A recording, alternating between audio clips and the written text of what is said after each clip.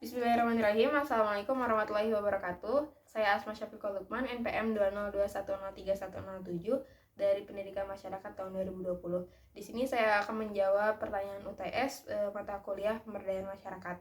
Pertanyaan pertama tentang makna pemberdayaan masyarakat. Menurut saya, pemberdayaan masyarakat adalah proses pembelajaran untuk menciptakan keberdayaan dalam masyarakat, juga untuk meningkatkan kapasitas masyarakat, baik secara individu dari masyarakat itu sendiri ataupun secara kelompok. Pemberdayaan ini ditujukan agar kualitas hidup, kemandirian, dan kesejahteraan masyarakat dapat meningkat dengan mengekspor potensi sumber daya manusia dan sumber daya alam yang ada dalam masyarakat tersebut.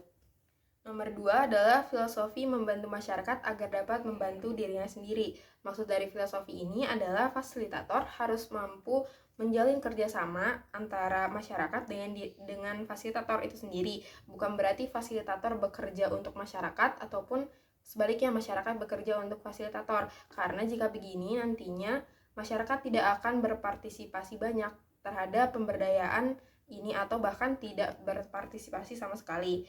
Misalnya,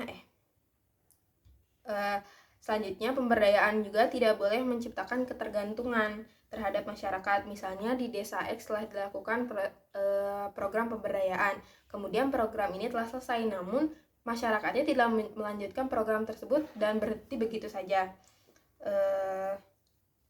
Kemudian pemberdayaan juga harus mengacu pada kesejahteraan masyarakatnya.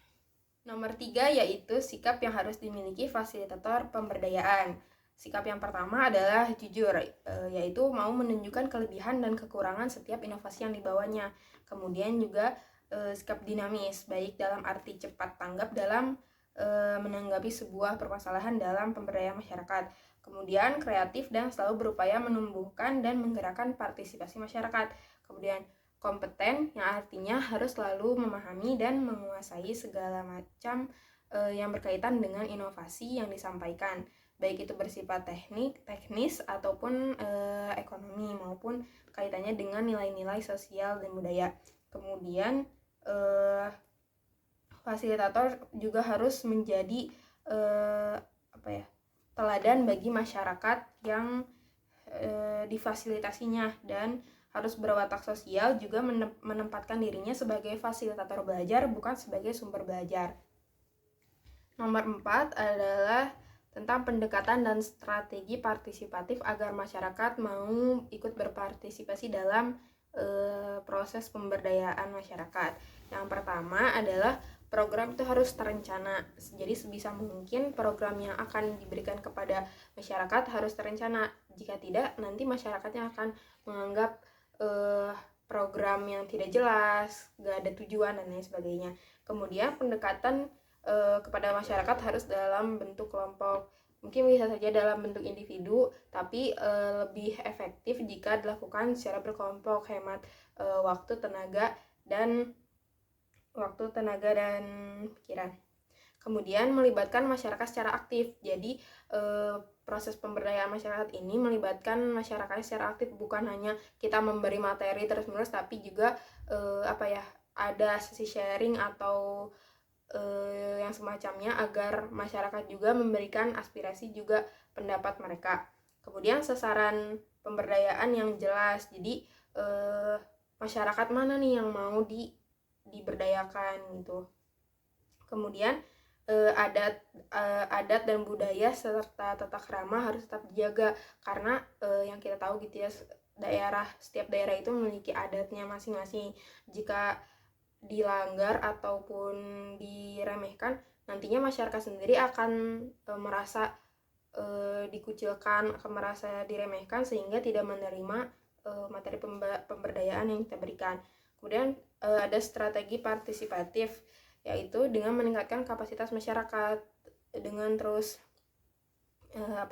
membelajarkan mereka, karena sejatinya pemberdayaan ini adalah proses pembelajaran.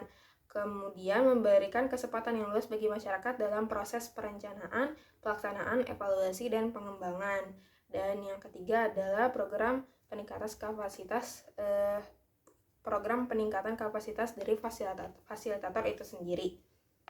Nomor 5, tentang kontribusi sebagai mahasiswa pendidikan masyarakat yang kedepannya bisa dilakukan serta manfaat dari mata kuliah ini. Menurut saya, kontribusi yang bisa saya lakukan ke depannya adalah dengan terjun langsung ke masyarakat untuk memberdayakan mereka, bisa dalam program PLP atau KKN ataupun kegiatan lainnya yang berasal dari kampus ataupun kegiatan seperti social volunteer yang berasal dari luar kampus. Menurut saya mata kuliah ini juga sangat berharga dan bermanfaat karena memberikan banyak maklumat baru dalam dunia pemberdayaan masyarakat, juga memberikan gambaran terhadap proses pemberdayaan nantinya di lapangan. Terima kasih. Mohon maaf bila banyak kekurangan dan kesalahan. Wassalamualaikum warahmatullahi wabarakatuh.